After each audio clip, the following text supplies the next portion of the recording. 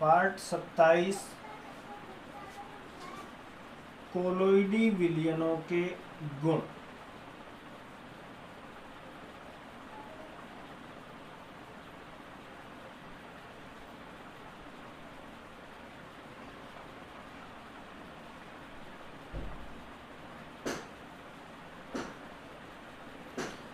कोलोइडी विलयनों के गुणों के बारे में अगर हम बात करें तो करीब 6 पॉइंट हम पढ़ चुके हैं।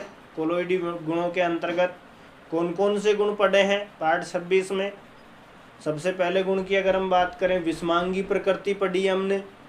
इसी के साथ में विषमांगी प्रकृति के साथ में अवसादन भी पढ़ा है हमने, अधिशोषण भी पढ़ा है और रंग के बारे में भी पढ़ा है, सतही क्षेत्रफल के बारे में भी पढ़ा है।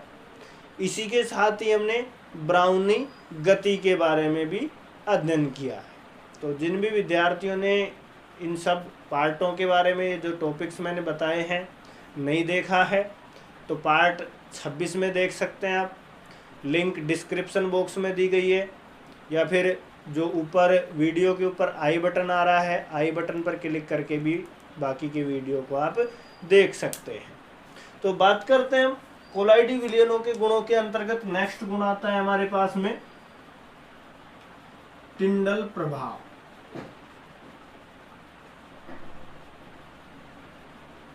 मोस्ट इम्पोर्टेंट टॉपिक है, अक्सर पूछा जाता है। जितने भी एग्जाम होते हैं जो राजस्थान बोर्ड की अगर हम बात करें तो लगभग 1-2 साल में इसकी क्या होती रहती है, पुनरावृत्ति होती रहती है कि एग्जाम में पूछा जाता है कि टिंडल प्रभाव क्या होता है, टिंडल प्रभाव को चित्र सहित समझाइए। तो टिंडल प्रभाव की बात करें, जो टिंडल प्रभाव है, टिंडल वैज्ञानिक का नाम है, इस वैज्ञानिक के नाम के आधार पर दिया गया है। टिंडल प्रभाव की बात करें तो टिंडल नामक वैज्ञानिक था। टिंडल नामक वैज्ञानिक ने क्या किया कि भाई एक तो प्रकाश पुंज लिया, प्रकाश स्रोत लिया, जैसे टॉर्च वगैरह बोल सकते हैं। दूसरा उन्होंने क्या किया, एक वास्तविक विलयन का पात्र लिया, दूसरा कोलोइडी विलयन वाला पात्र लिया, तीसरा निलंबन वाला पात्र लिया।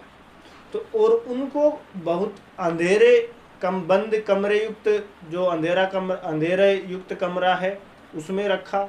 उसमें रख करके सबसे पहले उन्होंने क्या किया कि जो वास्तविक विलयन था, वास्तविक विलयन में क्या किया, प्रकाश पुंज प्रवाहित किया। यानी कि जो भी टॉर्च वगैरह थी या रोशनी वगैरह थी वास्तविक विलयन में से प्रवाहित की, यानी कि उसके ऊपर प्रकाश का पुंज डाला।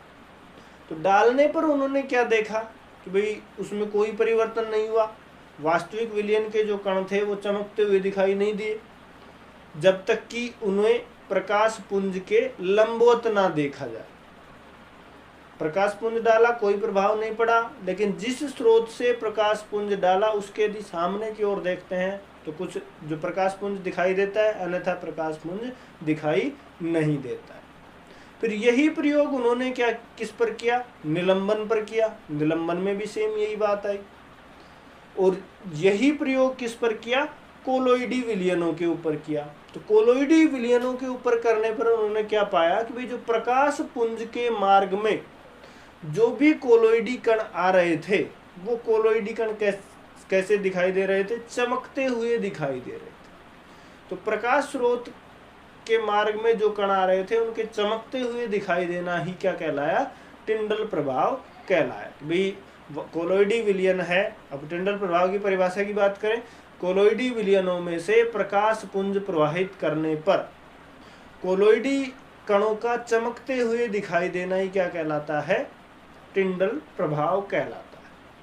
अब टिंडल प्रभाव की अगर हम बात करें, जो एक कण है चमकते क्यों हैं, तो इन कोलोइडियल कण है, कोलोइडियल कणों के चमकने के पीछे का जो कारण है कि प्रकाश का प्रकीर्णन करते हैं। प्रकाश का क्या करेंगे, पहले अवशोषण करेंगे। जो अलग अलग प्रकाश है, जिस तरंग दैर्घ्य का अवशोषण ज़्यादा मात्रा में करेंगे, यानी कि जिस प्रकार की जो तरंग दैर्घ्य है, जिस प्रकाश पुंज का जो तरंग दैर्घ्य है उसका क्या करेंगे, अवशोषण करेंगे ज़्यादा मात्रा में। उसी तरंग दैर्घ्य का प्रकाश क्या होगा, हमें दिखाई देगा, यानी कि जो हमारे पास में कोलोइडी कण है उसी प्रकार के रंग के दिखाई देते हैं। तो ये जो परिक्षिप्त प्रावस्था है, और दूसरा क्या होता है कोलोइडी विलयन में, परिक्षेपण माध्यम होता है। तो परिक्षिप्त प्रावस्था और परिक्षेपण माध्यम, इन दोनों की जो तरंग धैर्य है उस पर इनके जो कलर है वो क्या करता है, डिपेंड करता है। इनके जो अपवर्तनांक होते हैं, अपवर्तनांकों के अंतर पर निर्भर करता है।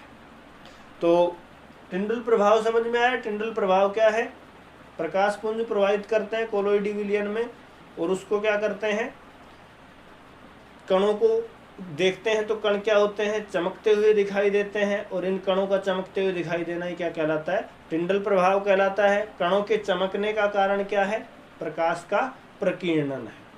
उसके बाद में लंबवत देखते हैं तो एक कोण बनाते हुए प्रकाश पुंज गुजरता है, जिसे क्या कहते हैं, टिंडल कोण कहते हैं। उसके बाद में नेक्स्ट अगर हम बात करें, एग्जाम्पल की बात करेंगे, तो पहले चित्र के द्वारा इसको क्या करते हैं, समझते हैं। तो टिंडल नामक वैज्ञानिक ने क्या किया, पात्र लिया, बंद अंधेरे युक्त कमरे में क्या किया, उसमें कोलोइडी और विलयन भरा। अब वास्तविक विलयन और निलंबन की बात नहीं कर रहे हम, केवल किसकी बात कर रहे हैं, कोलोइडियल विलयन की बात कर रहे हैं। मान लेते हैं कि यहाँ पे क्या है, ये हमारे पास में प्रकाश पुंज है, प्रकाश स्रोत है। यहाँ से क्या करेंगे, जो कोलोइडी विलयन है, कोलोइडी विलयन पर क्या डालेंगे, प्रकाश स्रोत डालेंगे, और इसमें क्या भरा हुआ है, कोलोइडी विलयन।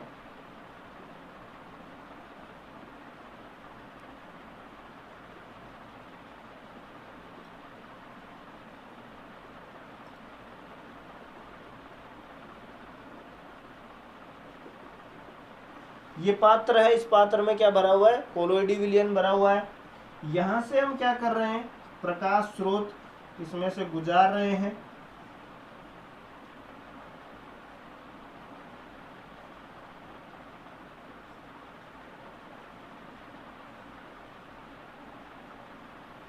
गुजारते हैं तो क्या होता है कि भाई ये जो प्रकाश पुंज है इस कोलोइडी विलयन में से गुजरेगा, और इस प्रकाश स्रोत के मार्ग में जो भी कण आएंगे वो कण क्या होंगे, चमकते हुए दिखाई देंगे, और इन कणों का चमकते हुए दिखाई देना ही क्या कहलाता है, टिंडल प्रभाव कहलाता है। उसके बाद में यहां से देखेंगे लंबवत, आंख लगा देता हूं यहाँ पे,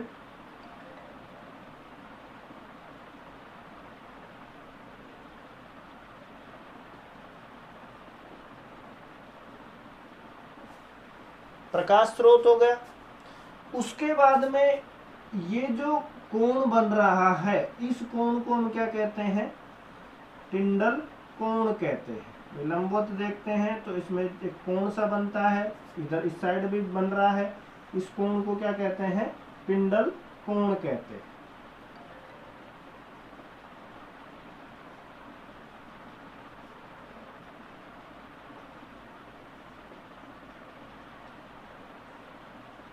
ये चित्र किसका है,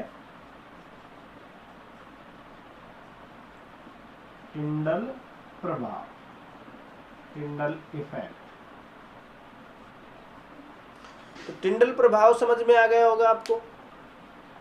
प्रकाश पुंज गुजारा, प्रकाश पुंज के मार्ग में जो भी कण आए वो चमकते हुए दिखाई दिए, चमकते हुए दिखाई देने के पीछे कारण क्या है, प्रकाश का प्रकीर्णन है। प्रकाश के प्रकीर्णन के कारण जो कोलोइडियल कण है वो क्या करते हैं, चमकते हुए दिखाई देते हैं। उसके बाद में एग्जाम्पल की अगर हम बात करें तो भाई टिंडल प्रभाव के उदाहरण की बात करें, हमने देखा है कोई भी बंद कमरा है और उस बंद कमरे में, अंधेरे युक्त कमरा है, उसमें रोशनदान के द्वारा या किसी सूक्ष्म छिद्र के द्वारा क्या आता है, सूर्य का प्रकाश आता है। तो उसमें हम दो चीज़ों का अनुभव करते हैं। भाई उस प्रकाश स्रोत के मार्ग में धूल मिट्टी के जो कण हैं चमकते हुए दिखाई देते हैं हमें। तो चमकते हुए दिखाई देने का कारण क्या है, टिंडल प्रभाव है। टिंडल प्रभाव का एग्जाम्पल होगा। दूसरा, वो अनियमित टेढ़ी मेढ़ी गति करते हुए भी दिखाई देते हैं, डिस्को डांस करते हुए दिखाई देते हैं। वो किसका उदाहरण है? वो ब्राउनी गति का उदाहरण। तो कोई भी बंद अंधेरे युक्त कमरा है, उसके द्वारा, उसमें बंद अंधेरे युक्त कमरे में रोशनदान के द्वारा या फिर किसी भी सूक्ष्म छिद्र के द्वारा सूर्य का प्रकाश प्रवेश करता है, तो प्रकाश पुंज के मार्ग में जो भी कण आ रहे हैं वो चमकते हुए दिखाई देते हैं। वो तो टिंडल प्रभाव का सबसे बेस्ट एग्जाम्पल है। दूसरी अगर हम बात करें, जो कण दिखाई दे रहे हैं चमकते हुए, अनियमित गति भी करते हैं, वो किसका उदाहरण है? ब्राउनी गति का उदाहरण है। उसके बाद में नोट की अगर हम बात करें, एक नोट डाल सकते हैं इसमें, टिंडल प्रभाव भी समझ में आ गया भाई। जो कलर दिखाई देता है वो कलर अलग अलग क्यों दिखाई देता है? तो जिस भी रंग की तरंग दैर्घ्य सबसे कम होती है, उसका प्रकीर्णन क्या होता है? सबसे अधिक होता है। कलर्स की बात करें, विबग्योर बोलते हैं, विबग्योर बैंगनी होता है, नीला, लाल, पीला, इस प्रकार कलर्स होते हैं। तो कलर्स की अगर हम बात करें भाई, जो प्रकाश का प्रकीर्णन हो रहा है तो किस कलर का हमें कोलोइडी विलयन दिखाई दे, वो किस पर निर्भर कर रहा है? पर उसकी तरंग दैर्घ्य पर निर्भर कर रहा है, कलर की तरंग दैर्घ्य पर निर्भर कर रहा है। तो जिस भी कलर का तरंग दैर्घ्य क्या होगा? सबसे कम होगा, उसका प्रकीर्णन उतना ही क्या होगा? अधिक होगा। वही कलर हमें क्या होगा? दिखाई देगा। अब एग्जाम्पल की बात करें, जो नीला कलर होता है, नीले रंग की जो तरंग दैर्घ्य है वो क्या होती है? सबसे कम होती है। और नीले रंग की तरंग दैर्घ्य सबसे कम होने के कारण ये प्रकाश का जो प्रकीर्णन है वो सर्वाधिक मात्रा में करता है। प्रकाश का प्रकीर्णन सर्वाधिक मात्रा में करने के कारण ही हमें जो आकाश का जो रंग नीला दिखाई देता है वो भी इसी कारण दिखाई देता है कि भाई नीले रंग की जो तरंग दैर्घ्य है वो क्या होती है? सबसे कम होती है। इसी कारण आकाश का जो रंग है वो कैसा दिखाई देता है? नीला दिखाई देता है। इसी प्रकार समुद्रों का जो जल होता है वो भी हमें दूर से नीला दिखाई देता है। ये सब किसके ऊपर डिपेंड कर रहा है? रंग की तरंग दैर्घ्य पर निर्भर करता है। उम्मीद है टिंडल प्रभाव आपको समझ में आया होगा। उसके बाद में टिंडल प्रभाव के बाद में नेक्स्ट बात करेंगे, जो नेक्स्ट गुण आता है वैद्युत गुण। तो वीडियो को पॉज करके आप ये चित्र वगैरह बना सकते हैं या फिर स्क्रीनशॉट ले सकते हैं। और चैनल पर नए हैं तो चैनल को सब्सक्राइब करें, जो बेल आइकन को दबाएं कि वीडियो जितने भी वीडियो डाली जाएं उन सभी की नोटिफिकेशन आपको मिलती रहे। और अपने दोस्तों को शेयर करें, लाइक करें और कमेंट करें। उसके बाद में हम बात करेंगे वैद्युत गुण के बारे में। तो पॉज कीजिए और नोट कीजिए।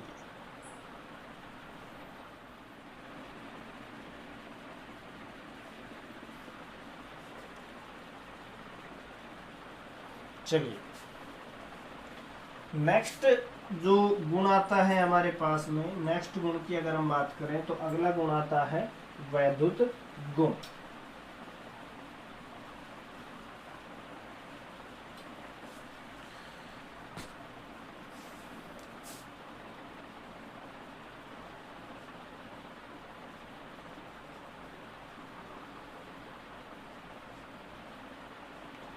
वैद्युत गुण की अगर हम बात करें तो कोलोइडी जो विलयन है, कोलोइडी विलयन में जो परिक्षिप्त प्रावस्था पाई जाती है, दो प्रावस्थाएं होती हैं, जानते हैं हम अच्छी तरीके से। एक परिक्षिप्त प्रावस्था और दूसरा क्या होता है?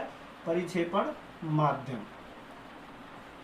परिक्षिप्त जो प्रावस्था होती है, परिक्षिप्त प्रावस्था के कणों पर क्या होता है? आवेश पाया जाता है, इलेक्ट्रिक चार्ज पाया जाता है। और सभी कणों पर एक ही प्रकार का आवेश पाया जाता है, चाहे वो कैसा हो, धनावेश पाया जाए या फिर क्या पाया जाए? ऋणावेश पाया जाए। कोलोइडी कण है, कोलोइडी विलयन में परिक्षिप्त प्रावस्था पाई जाती है, यानी कि कम मात्रा में जो कण पाए जाते हैं वो परिक्षिप्त प्रावस्था कहलाती है। परिक्षिप्त प्रावस्था पर क्या पाया जा रहा है? चार्ज पाया जा रहा है, विद्युत आवेश पाया जा रहा है। और ये जो विद्युत आवेश पाया जाएगा सभी कणों पर क्या पाया जाएगा? समान पाया जाएगा। सभी कणों पर कैसा पाया जा रहा है? समान मात्रा में पाया जा रहा है, चाहे वो पॉजिटिव चार्ज पाया जाए या फिर नेगेटिव चार्ज पाया जाए। अतः समान आवेश के कारण क्या होगा? समान आवेश एक दूसरे कण को क्या करेंगे? प्रतिकर्षित करेंगे। प्रतिकर्षित करने के कारण ये आपस में क्या नहीं हो पाते हैं, संयुक्त नहीं हो पाते हैं, और संयुक्त नहीं होने के कारण ही ये एक दूसरे बड़े कण आकार के कणों में बदल नहीं पाते। ठीक इसी प्रकार दूसरा माध्यम क्या बचा, परिक्षेपण माध्यम बचा।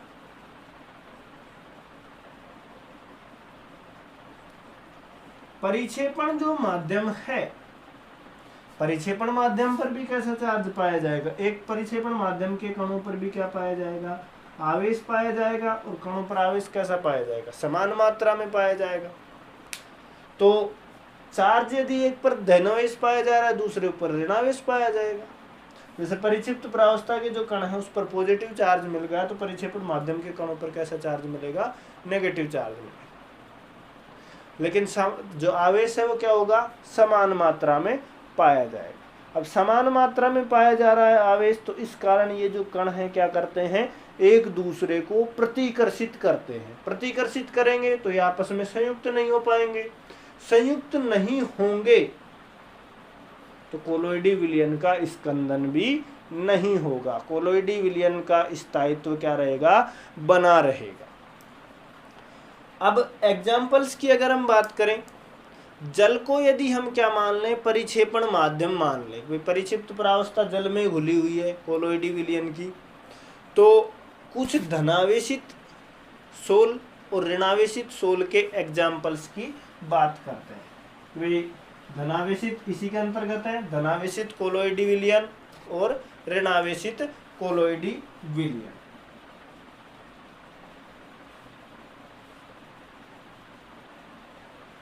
ऋणावेशित कोलोइडी सोल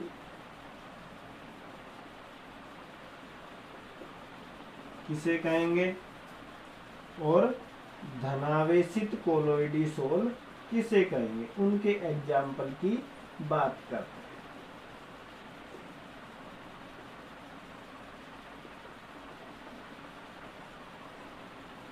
धनावेशित कोलोइड सोल की अगर हम बात करें तो धातुएं हैं, जैसे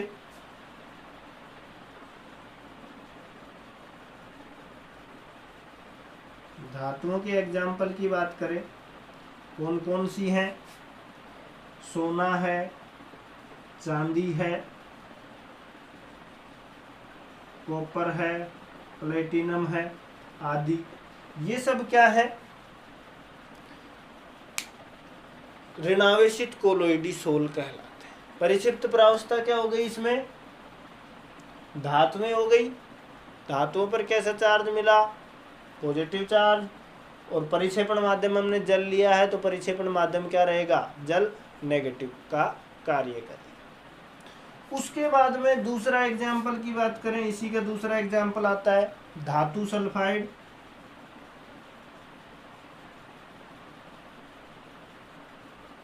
जैसे धातु सल्फाइड की बात करें, कैडमियम सल्फाइड है, इसी तरीके से आर्सेनिक सल्फाइड है AS2S3, इसी तरीके से एंटीमनी है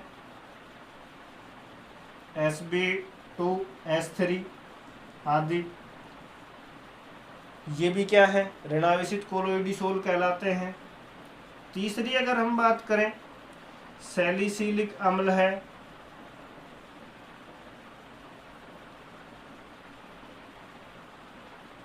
सैलिसिलिक अम्ल हो गया। इसी तरीके से मिट्टी है, ये भी क्या है, ऋणावेशित कोलोइडी सोल बनाती है। चौथे एग्जाम्पल की बात करें, स्टार्च,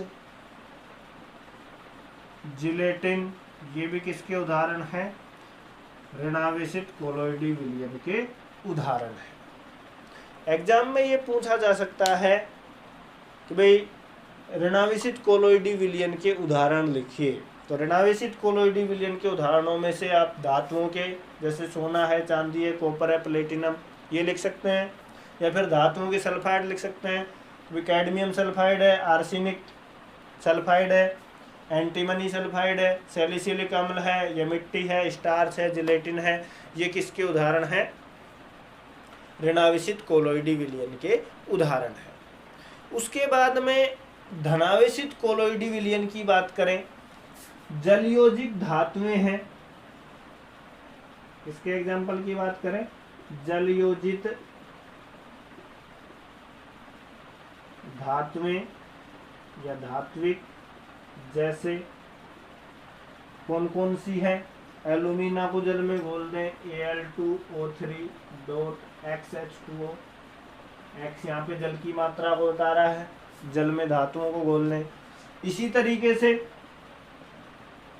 Fe2O3.XH2O आंशिक रूप से जल में घुलनशील होते हैं। जो हाइड्रोजन चैप्टर पढ़ा था कक्षा 11 में, उनमें एग्जाम्पल पढ़े थे हमें जलयोजित धात्विक के। इसी तरीके से और एग्जाम्पल की बात करें, एल्युमिनियम हाइड्रोक्साइड है AlOH का होल थ्राइस, आयरन हाइड्रोक्साइड है, फेरिक हाइड्रोक्साइड आदि। दूसरे एग्जाम्पल की बात करें, ऑक्साइड है,